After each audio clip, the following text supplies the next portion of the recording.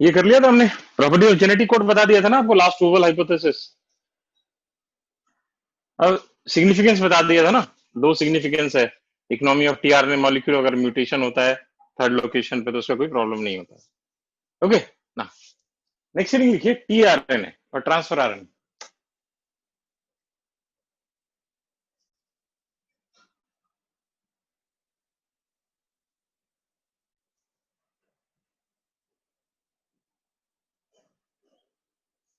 TRNA और transfer RNA.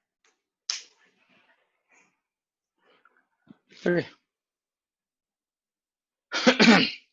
तो जो टीआरएनए मॉलिक्यूल है इसको हम लोग एस आरएनए भी कहते हैं, सॉल्युबल आरएनए भी कहते हैं। ठीक है, this is also referred as soluble RNA. जब आप इसके स्ट्रक्चर को देखेंगे तो इसका टू डायमेंशन में जो स्ट्रक्चर आता है, ठीक है, 2D में अगर आप इसका स्ट्रक्चर देखेंगे तो इट इज क्लोवर लीफ से। क्लोवर लीफ, क्लोवर क्या होता है? Trifolium.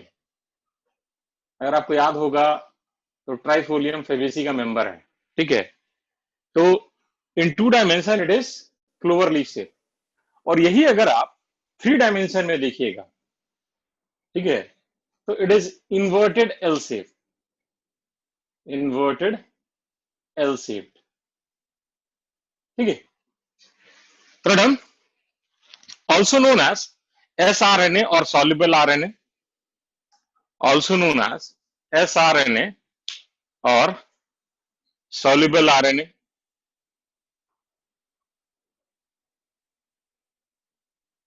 In two dimension, in two dimension, its structure is, in two dimension, its structure is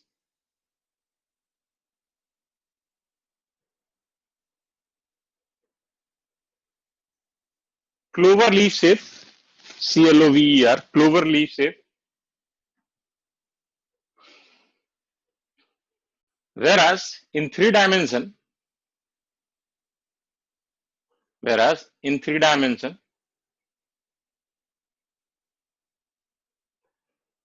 it is inverted L shaped. It is inverted L shaped. ठीक है, अगर आपको याद होगा तो मैंने आपको लास्ट क्लास में बताया था कि टीआरएनए जो है वो टैक्सी सर्विस प्रोवाइड करता है किसको? एमिनो एसिड को। तो इसमें हमेशा ये एक ही सवारी को बिठाएगा।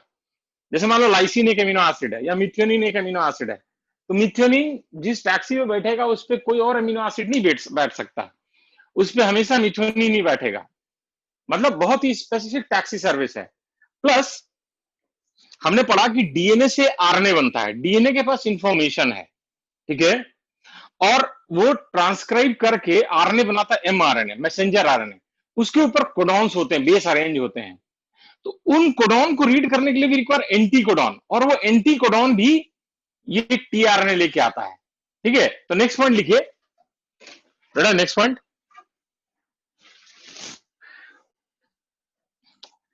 इन tRNA molecule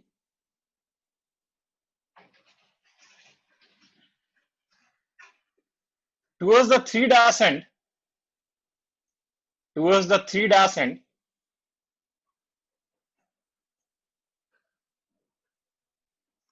there is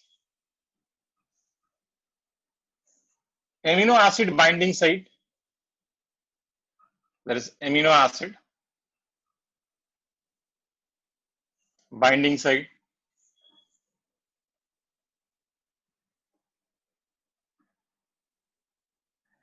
and there is anticodon loop. There is anticodon loop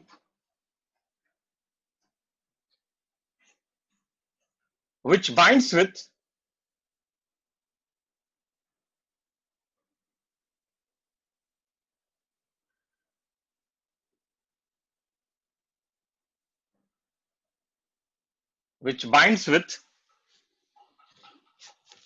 codons present on mRNA molecule, which binds with codon present on mRNA molecule.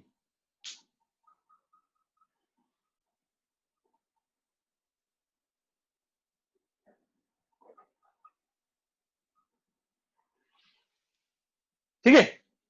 तो ये हमारा 2 डायमेंशन स्ट्रक्चर है क्लोवर लीफ ट्राइफोलियम, 1 2 3 लूप्स है, इसलिए हम लोग इसको बोलते हैं trifolium like structure clover leaf से। इसको बना लीजिए, ये 3' एंड है, ऐसे मैंने सीसी एक कोड सीक्वेंस बताया यहाँ पे अमीनो एसिड आके बाइंड करेगा और ये एंटीकोडॉन लूप है। जल्दी से इसको बना लीजिए।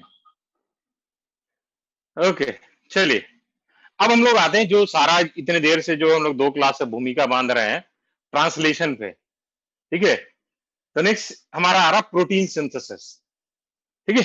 अब प्रोटीन सिंथेसिस हम लोग पढ़ेंगे कि कैसे प्रोटीन सिंथेसिस होता है, ठीक है। ठीक है ना, देखो अगर हम प्रोटीन, पहले इसको समझ लेना सब, ठीक है।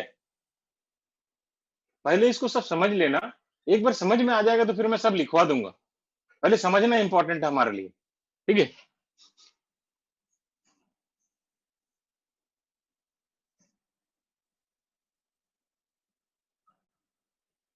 प्रोटीन सिंथेसिस, अब जब हम लोग प्रोटीन सिंथेसिस देखते हैं तो उसमें क्या क्या स्टेप्स होते हैं। तो पहले हम लोग स्टेप्स को देखते हैं, प्रोटीन सिंथेसिस में क्या क्या स्टेप्स होते हैं। स्टेप्स इन प्रोटीन सिंथेसिस, पहला जो स्टेप होता है प्रोटीन सिंथेसिस में, that is activation of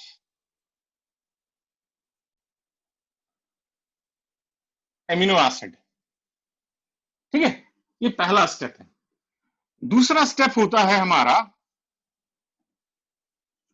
charging of tRNA, ठीक है। First is activation of amino acid, दूसरा है हमारा चार्जिंग ऑफ टीआरएनए। इस बार का जब नीट का पेपर देखोगे तो उसमें पूछा हुआ है which of the following is the first step of translation या प्रोटीन सिंथेसिस। उन्होंने ये टर्म यूज नहीं किया है, इन दोनों को एक साथ कंबाइन करके हम लोग इसको एमिनो एसाइलेशन ऑफ टीआरएनए भी कहते हैं। इन्होंने ये चॉइस दिया हुआ है इस बार के पेपर में, जब नीट जो भी हुआ है, which of the following is first step of protein synthesis. ऐसे तो first step activation of amino acid है, लेकिन उन्होंने नहीं दिया, इन दोनों को एक साथ पूछ लिया, that is amino acylation of tRNA. तो ये इन्होंने पहला स्टेप बोला, ठीक है। अब ये 2 स्टेप हो गया। तीसरा स्टेप जो प्रोटीन सिंथेसिस का आता है, दैट इज फॉर्मेशन ऑफ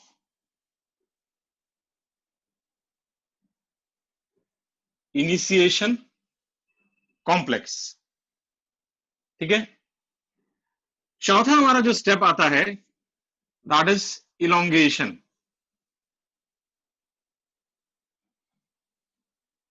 और पांचवा जो लास्ट स्टेप आता है हमारा, that is termination.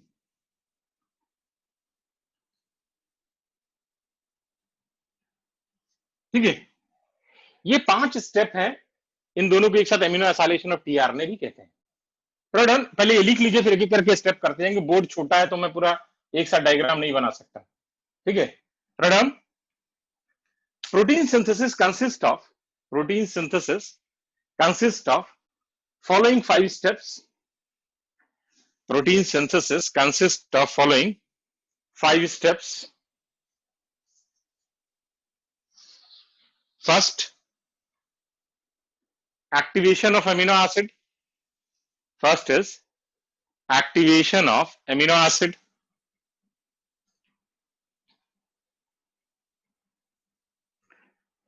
Second is charging of tRNA. Charging of tRNA. Next लिखिए, ये लिख लीजिएगा कि ये दोनों स्टेप को एक साथ एमिनो एसाइलेशन ऑफ टीआरएनए भी कहते हैं, ठीक है। Amino acylation of tRNA. Next लिखिए,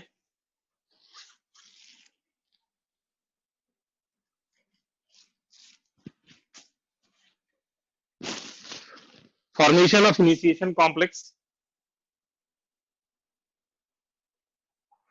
Next is formation of initiation complex.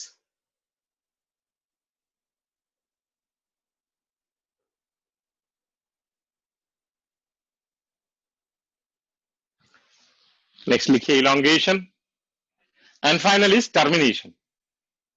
Final is termination, ठीक है।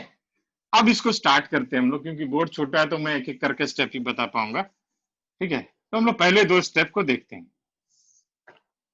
ठीक है, हमने कहा एक्टिवेशन ऑफ एमिनो एसिड। ठीक है, जब हम एक्टिवेशन ऑफ एमिनो एसिड की बात करते हैं तो यहां पे होता क्या है, देखो ये हमारा एमिनो एसिड है।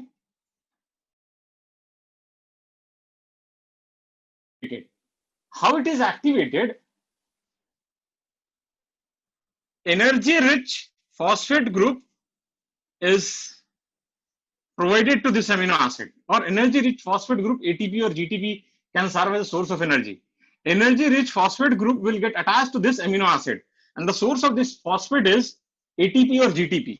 तो अब क्या होगा कि जो हमारा एमिनो एसिड बना, ठीक है, उसके पास एनर्जी रिच फॉस्फेट ग्रुप आ जाएगा। ठीक है, ये जो वेवी है ये हाई एनर्जी बॉन्ड को डिपिक्ट करता है। तो ये जो हुआ ये अपने आप नहीं होगा, यहां पे एक एंजाइम इन्वॉल्व होता है and that enzyme involve is amino acyl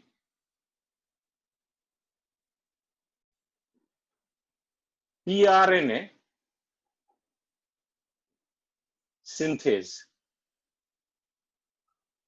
amino acyl tRNA synthase. तो right, first activation of amino acid, activation of amino acid.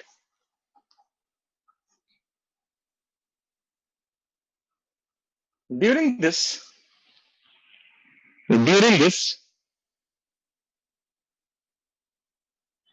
energy rich phosphate group, during this energy rich phosphate group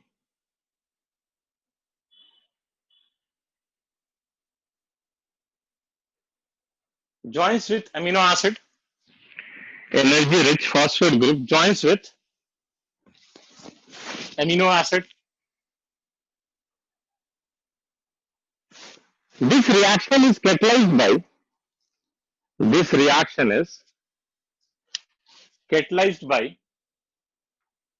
amino acyl tRNA.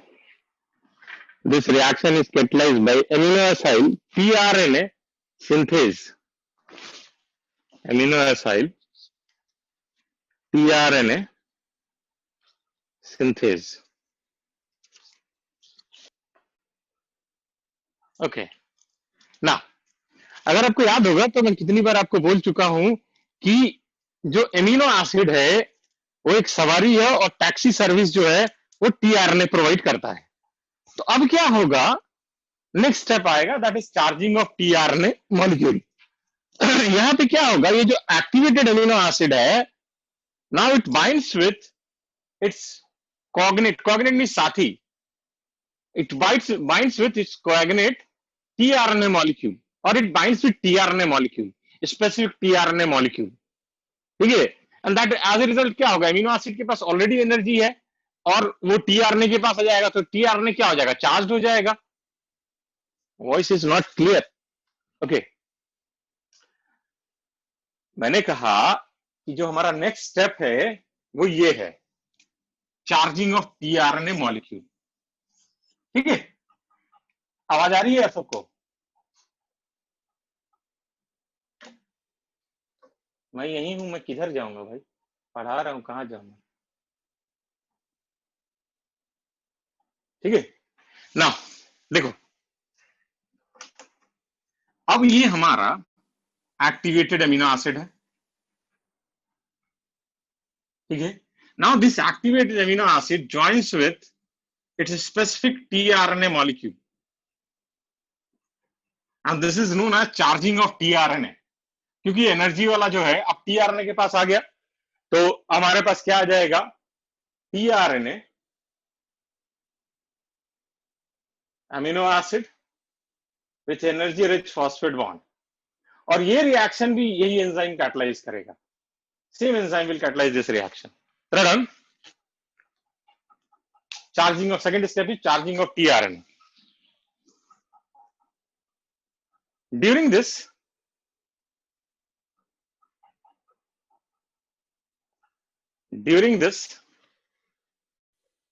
activated amino acid during this activated amino acid joins with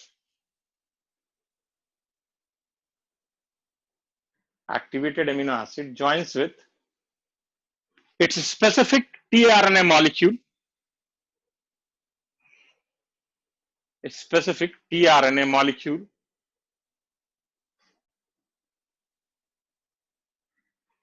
This is known as charging of tRNA.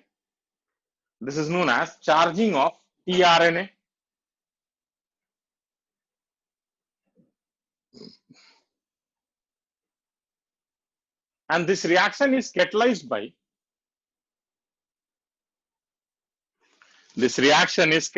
by enzyme amino-acyl tRNA synthase.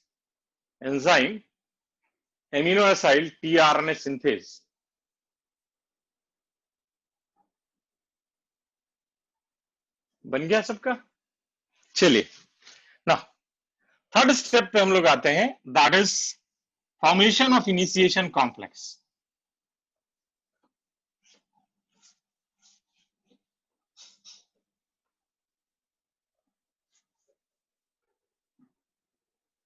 Third step is formation of initiation complex.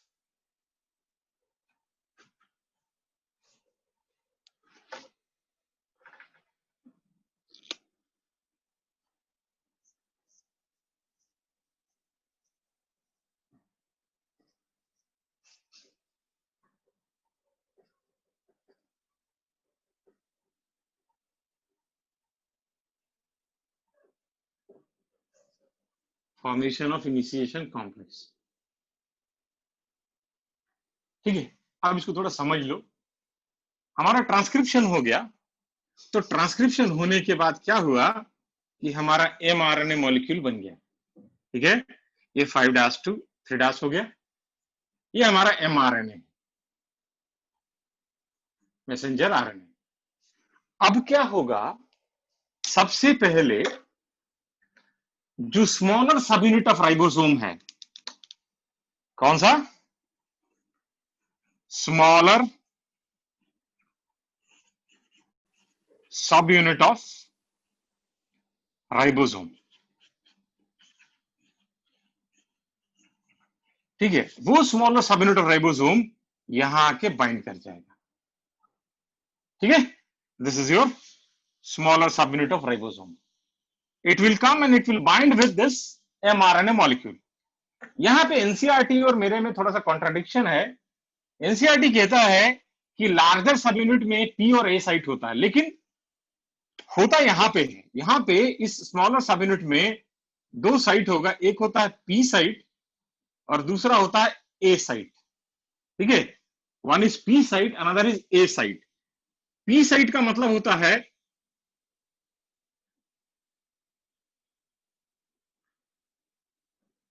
Peptidyl site और ए site का मतलब होता है amino acyl site. ठीक है, P site and A site. Peptidyl site का मतलब क्या हुआ कि इस साइट पे there will be formation of peptide bond.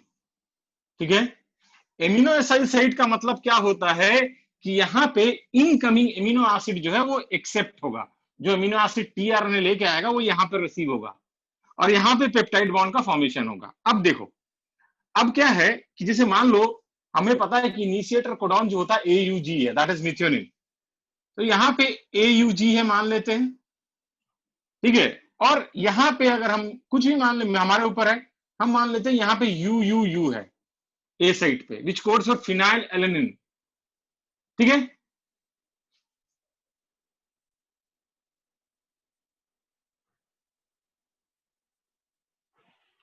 शुरू से बताना प्लीज, कहां चले गए थे आप? फिर सुनो, ध्यान से बता रहा हूं. एक एमआरएनए है, ये बन गया ट्रांसक्रिप्शन से. अब क्या हुआ, इस एमआरएनए से आके स्मॉलर सब यूनिट ऑफ राइबोसोम जुड़ जाएगा. ठीक है, उसमें 2 साइट होता है, एक होता पी साइट, एक होता ए site. P site is peptidyl site where formation of peptide bond will take place. A site is amino acyl site where incoming amino acid is accepted. ठीक है, अब क्या है, हमें पता है कि जो टीआरएनए मॉलिक्यूल है वो एंटीकोडॉन लेके आएगा। अब देखो हमारा टीआरएनए जो है वो एंटीकोडॉन लेके आया, तो ये कोडॉन इसका एंटी ए किससे पेयर करता है, टी से, यू किससे पेयर करेगा, ए से, जी किससे करेगा, सी से। वैसे ही यू ए से, ए से, ए से, और ये इधर क्या होगा, मिथ्योनिन अमीनो एसिड यहाँ थर्ड एंड पे होगा, तो यहाँ पे एफ मेट लिखते हैं, फॉर्माइलेटेड मिथ्योनिन। एफ मेट हम लोग क्यों लिखते हैं कि इसके एक एंड पे फॉर्माइल ग्रुप ऐड हो जाता है। फॉर्माइल ग्रुप क्यों ऐड होता है, कि दूसरे एंड से पेप्टाइड बॉन्ड ना बने। अगर आप अमीनो एसिड को देखोगे तो एक तरफ अमीनो ग्रुप होता है, दूसरी तरफ COOH ग्रुप होता है, तो एक एंड को हम लोग फॉर्माइलेशन कर देते हैं ताकि उधर से कोई पेप्टाइड बॉन्ड ना बने। अब यहाँ पे हमारा क्या आया, ए, या ये क्या है, फिनाइल एलानिन। ठीक है, अब ये दोनों साइड पे बाइंड कर गया। अब क्या होगा, नाउ द लार्जर सब unit of ribosome will bind. ठीक है, लार्जर सब unit of ribosome will bind and that marks the completion of formation of initiation complex. This is your larger सब यूनिट। मैं फिर से समझा रहा हूं, इसको ध्यान से समझो। देखो मैंने क्या कहा कि हमारा mRNA बन गया। ठीक है, ध्यान से सुनो, जनता यही है ना सब कि चले गए घर। अच्छा ठीक है, समझ लो इसको एक बार दोबारा। मैंने कहा ये हमारा mRNA बन गया, इस पे रीडिंग फ्रेम है, कोडोन्स है इस पे। ठीक है, अब क्या होगा, सबसे पहले ये स्मॉलर सब यूनिट आके राइबोसोम का बाइंड करेगा। ठीक है, इस पे दो साइट होता है, पेप्टिडाइल साइट और अमीनो एसाइल साइट। ठीक है, अब पेप्टिडाइल साइट पे पेप्टाइड बॉन्ड फॉर्मेशन होता है और इम्यूनो एसाइल साइट पे इनकमिंग एमिनो एसिड को एक्सेप्ट किया जाता है। क्लियर है यहां तक। अब क्या होगा, इस कोडॉन के लिए एंटीकोडॉन लेके कौन आएगा, टीआरएनए मॉलिक्यूल। जो इनिशिएटर कोडॉन है मिथ्योनिन है। ठीक है, तो यहाँ पे एक एंड को फॉर्माइलेटेड, मतलब वहां पे गांठ बांध दिया था कि उधर से पेप्टाइड बॉन्ड ना बने मिथ्योनिन के, इसलिए उसको फॉर्माइल ग्रुप उधर ऐड कर दिया जाता है। तो इनिशिएटर कोडॉन तो यहाँ पे एफ मेट आ गया, और हम सेकंड में मान रहे हैं कि यू यू यू है, विच कोड्स फॉर फिनाइल एलेनिन। तो ये एंटीकोडॉन आया और साथ में अमीनो एसिड फिनाइल एलेनिन आ गया। अब उसके बाद लार्जर सब unit of ribosome will bind and that marks the completion of formation of initiation complex. ठीक है, तो लिखिए इसको, नहीं समझ में आएगा फिर से समझाऊंगा, लिखिए down. Formation of initiation complex. Smaller subunit of ribosome, smaller subunit of ribosome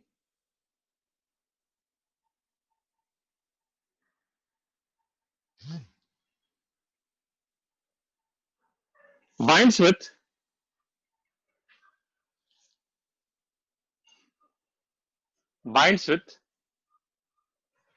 mRNA molecule,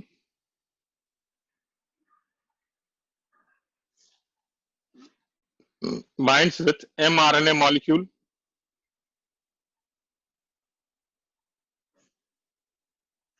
on this smaller subunit,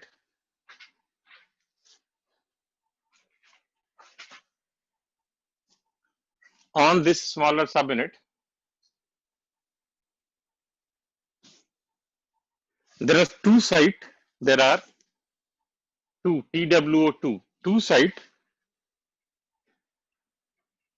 that is P site or peptidyl site,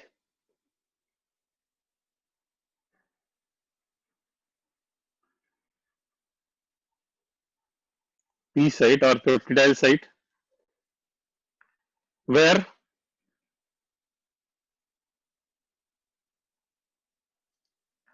formation of peptide bond takes place, where formation of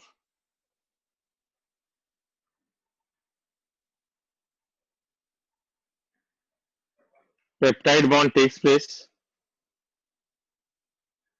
and A site and A site or amino acid site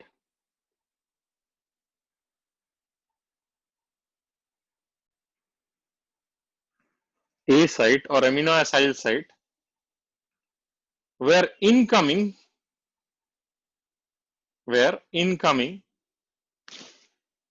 amino acids are accepted.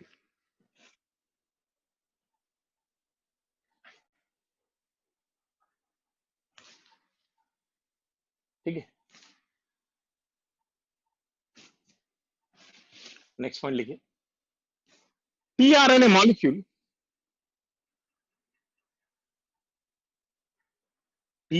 molecule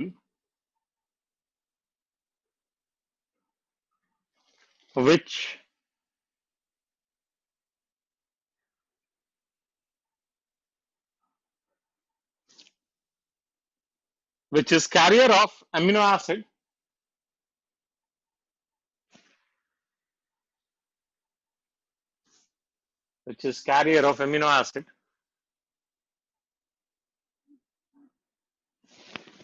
through its anticodon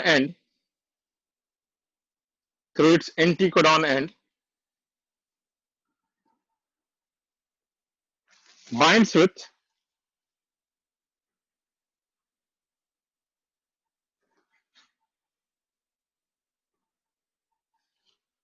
with codon present on mRNA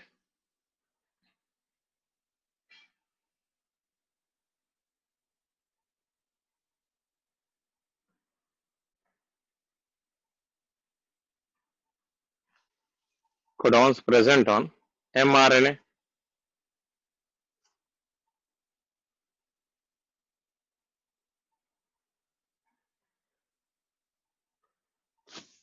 ठीक है, next point लीजिए. Initiator codon is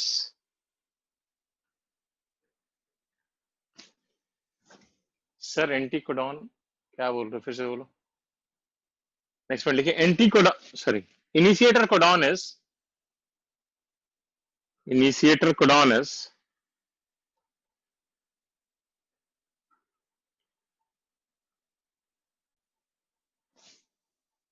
AUG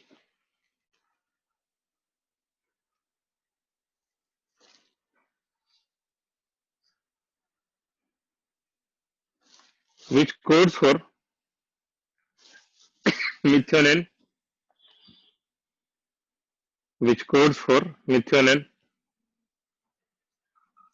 here methionine is formylated FORMYLATED here methionine is formylated. चलिए next हमारा आता है elongation. Next step is elongation.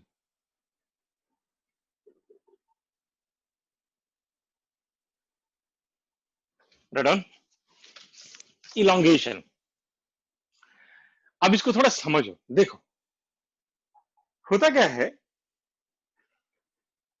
ये जैसे मान लो mRNA, ये जो मार्कर है ना, ये mRNA है और इसके दोनों तरफ ऐसे नीचे स्मॉलर सब यूनिट, ऊपर लार्जर सब यूनिट है. तो ये जो राइबोसोम है, this ribosome will move along this mRNA molecule. This ribosome will move along this mRNA molecule, and this movement of ribosome along the mRNA molecule is known as translocation. ठीक है, अब देखो तीसरी बार ट्रांसलोकेशन आया. एक तो transport में translocation पढ़ा, एक म्यूटेशन में ट्रांसलोकेशन पढ़ा, अब ये तीसरा ट्रांसलोकेशन है. तो होता क्या है कि this ribosome will move along this mRNA molecule in 5' to 3' direction, and this movement is known as translocation. We are studying elongation.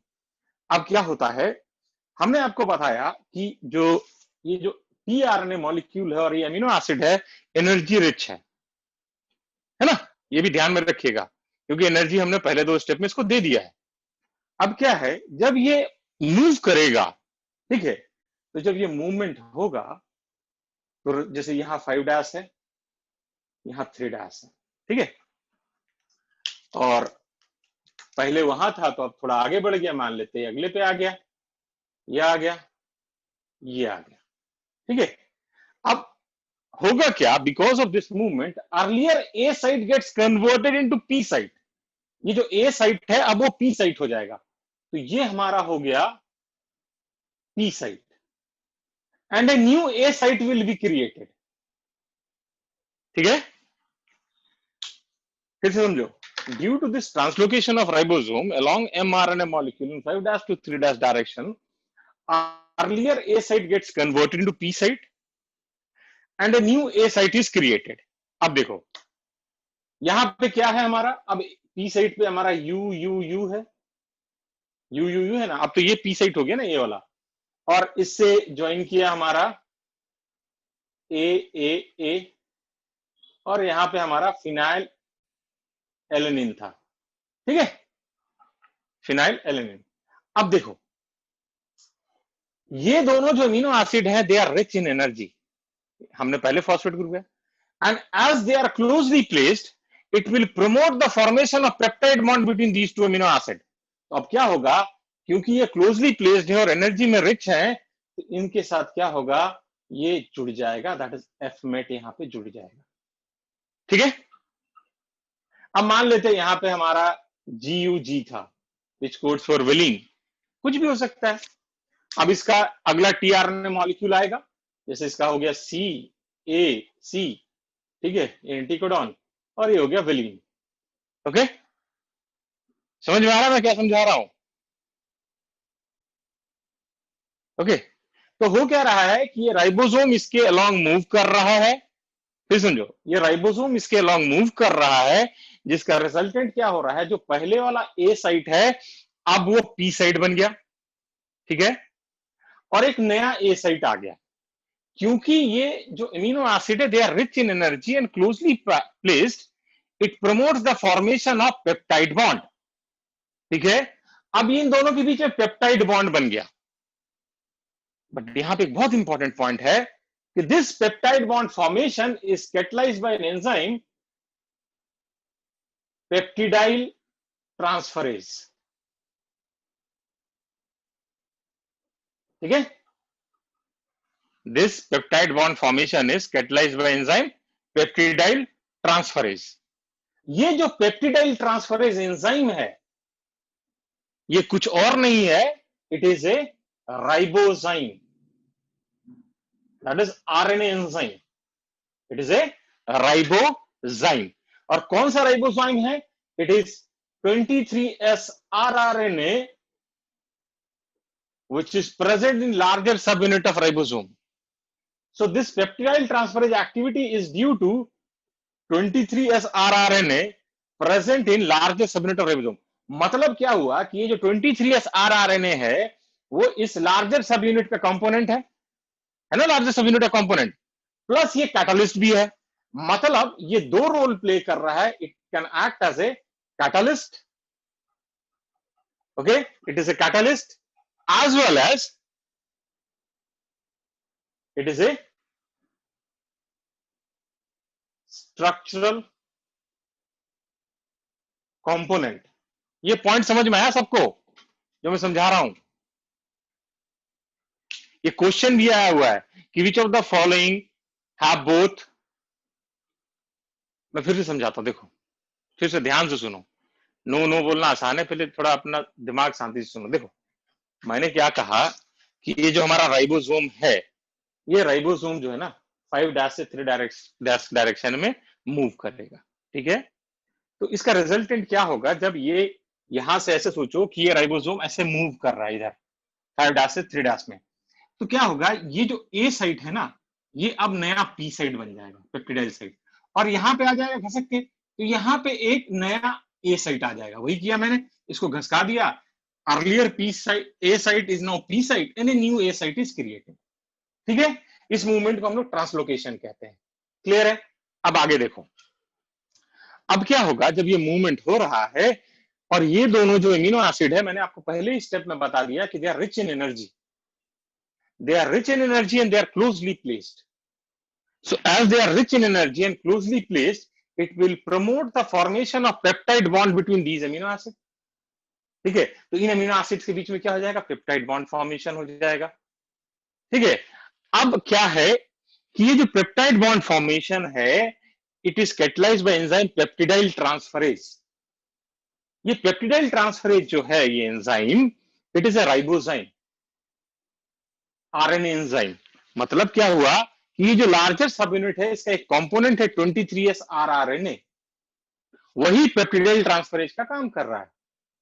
तो ये तो उसका कंपोनेंट भी है और कैटालिस्ट भी है, मतलब ये दो काम कर रहा है। It is A structural component as well as it is catalyst। यही क्वेश्चन पूछा गया था कि which of the following play both the role structural as well as catalytic।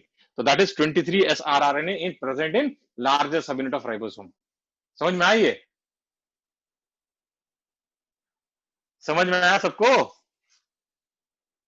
अरे हर्षित के अलावा बाकी लोग भी हैं, समझा? अब देखो, अब अब इसको थोड़ा समझो। अब ये प्रोसेस चलता रहेगा, फिर ये अगला पी साइट बन जाएगा, फिर एक नया ए साइट आएगा, पी साइट ए साइट, ऐसे करके इलोंगेशन होता रहेगा।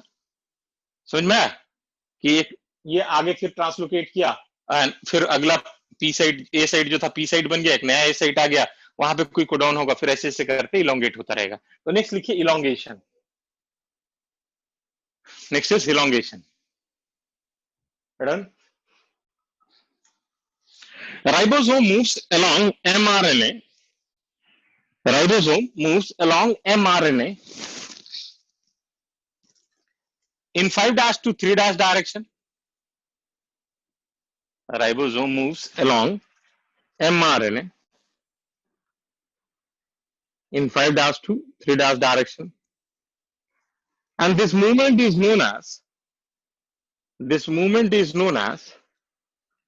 translocation। This movement is known as translocation। Next point लिखिए।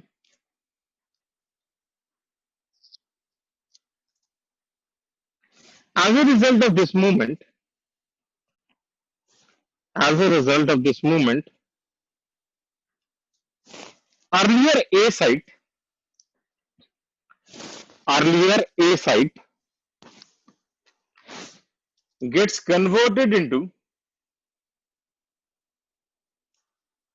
earlier A site gets converted into P site, earlier A site gets converted into P site, and a new A site is created, and a new A site is created।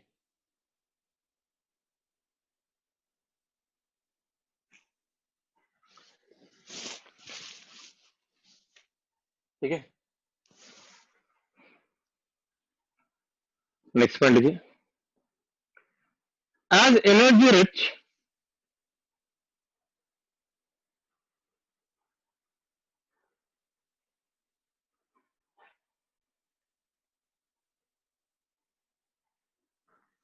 amino acid are placed close to one another, as energy rich amino acids are placed close to one another,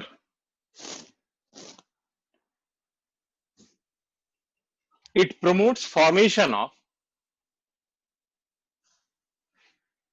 it promotes formation of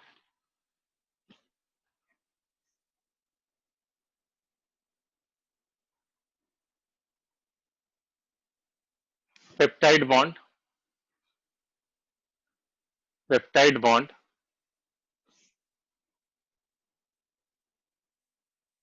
and this reaction is catalyzed by, and this reaction is catalyzed by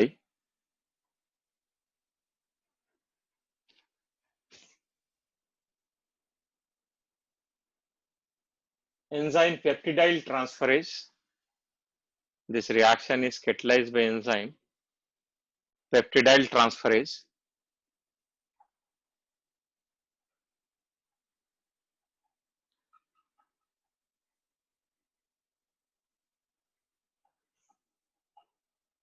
which is a ribozyme, which is a ribozyme,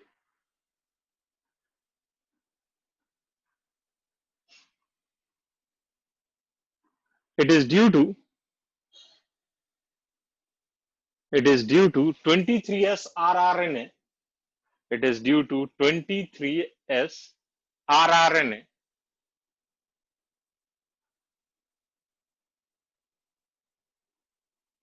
It is due to 23S rRNA present in larger subunit of ribosome. Present in larger subunit of ribosome.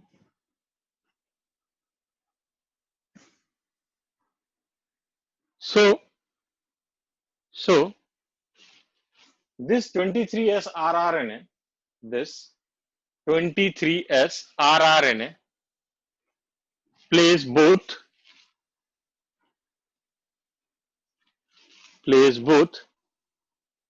catalytic as well as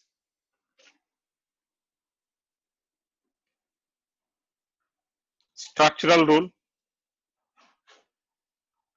Catalytic as well as structural role. ठीक है. And by this process,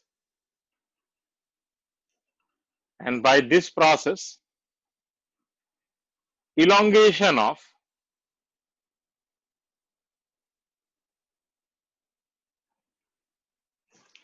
polypeptide chain takes place. Elongation of polypeptide chain takes place. जल्दी से diagram बना लीजिए, इधर वाला, ये वाला डायग्राम सबने बना लिया. नेक्स्ट हेडिंग लिखिए टर्मिनेशन. नेक्स्ट हेडिंग इज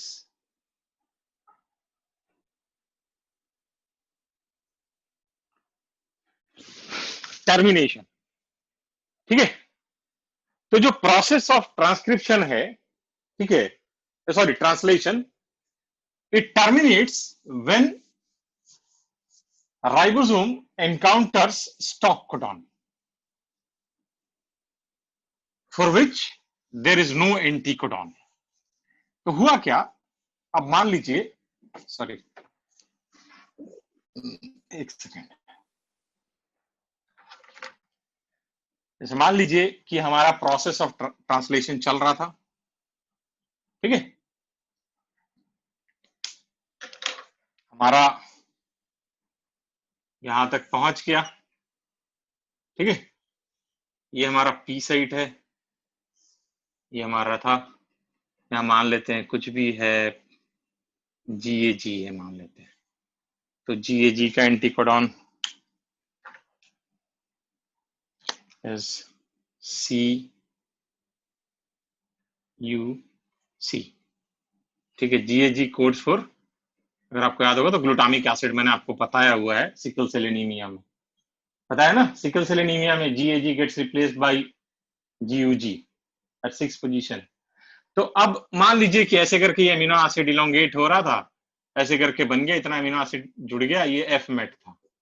अब हुआ क्या कि ये जो राइबोसोम है, now it encountered stop codon. Stop codon अगर आपको याद होगा तो मैंने आपको बताया था UAG, UAA and UGA.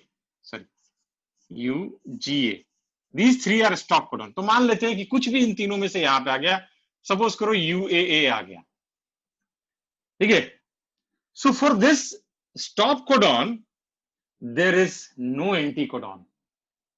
कोई एंटीकोडॉन नहीं है, तो tRNA इसके लिए एंटीकोडॉन तो ला ही नहीं सकता, तो कोई एमिनो एसिड नहीं बनेगा. ठीक है, तो रिजल्टेंट क्या होगा, now this stop codon will interact with release factor.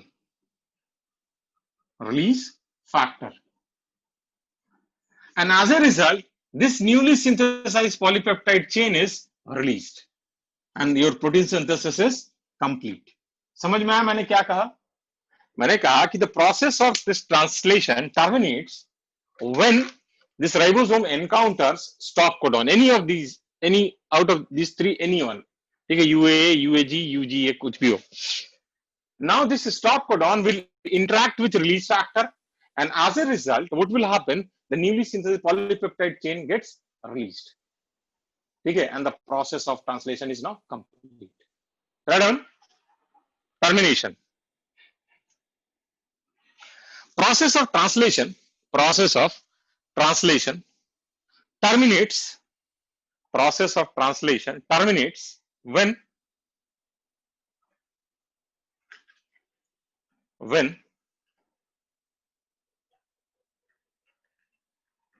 ribosome encounter, when ribosome encounter stop codon, ribosome encounter stop codon, for which there is no NT codon, for which there is no NT codon. As a result,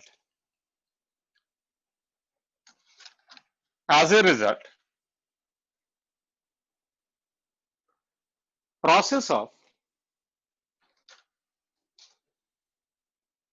translation terminates, as a result, process of translation terminates, and newly synthesized polypeptide chain, newly synthesized polypeptide chain gets released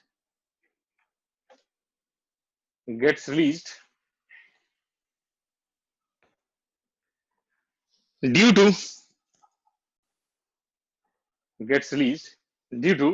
interaction of release factor, due to interaction of release factor with stop codon, and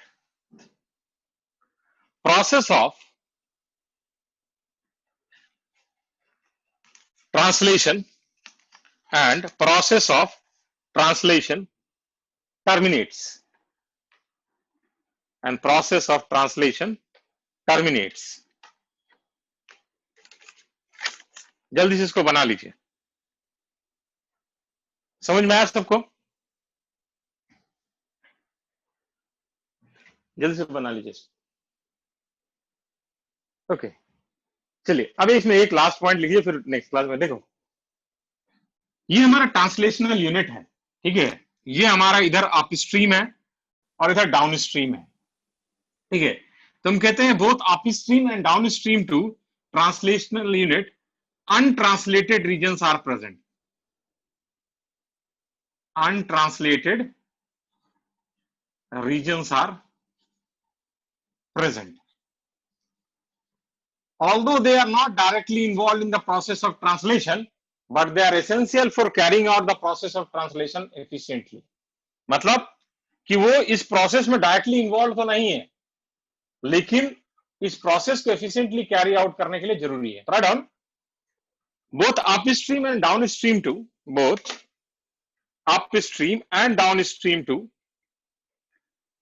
this translational unit, both upstream and downstream to this translational unit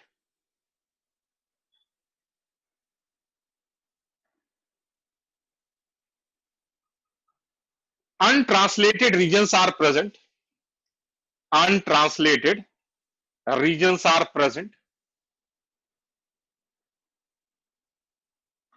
although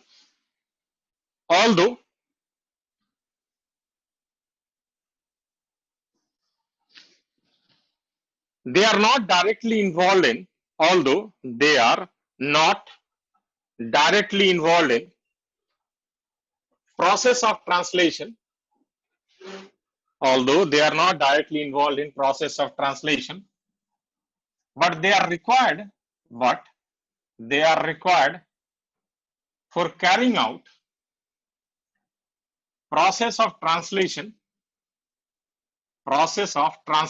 efficiently, but they are required for carrying out process of translation efficiently.